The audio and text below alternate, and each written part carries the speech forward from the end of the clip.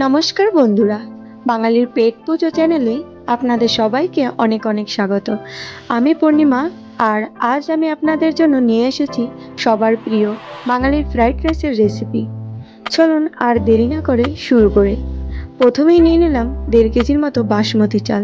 এটাকে আমি ধুয়ে আধা ঘন্টার মতো ভিজিয়ে রাখবো। কি কি লাগছে একবার দেখে নিন। সিম, গাজর, বিন, কাজু, চিনি, আরও থাকছে কিশমিশ।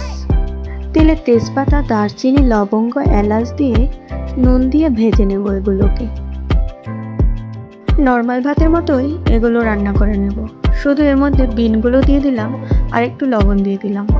এবার এটা একটু ফ্যানের বাতাসে রেখে দিলাম যাতে ভাতটা ঝুরঝুরো হয়ে যায়। এবার বড় একটা বাউল নিয়ে নিলাম আর এর মধ্যে ঘি ঢেলে দিলাম। বাউলে পুরো ঘি লাগিয়ে নেব।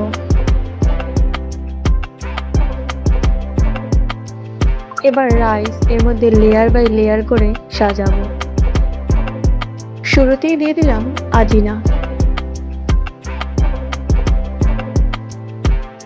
এরপর দিয়ে দিলাম কিছুটা লবণ। চিনির পরিমাণ একটু বেশি হয়, তাই আমি একটু বেশিই দিয়ে দিলাম। এবার ছড়িয়ে দেব উপর থেকে ঘি। এরপর দিয়ে দেব ভেজে রাখা সবজিগুলো।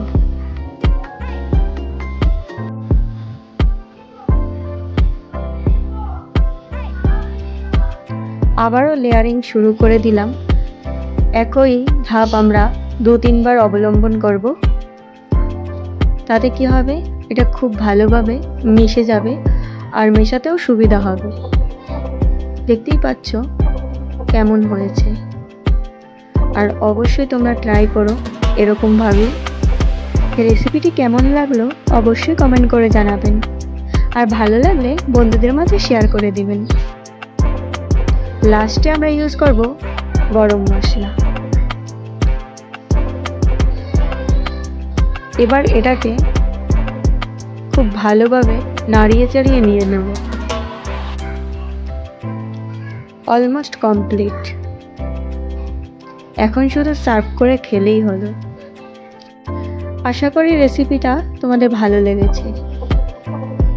যদি ট্রাই করো অবশ্যই একটা কমেন্ট রেখে দিও। ধন্যবাদ।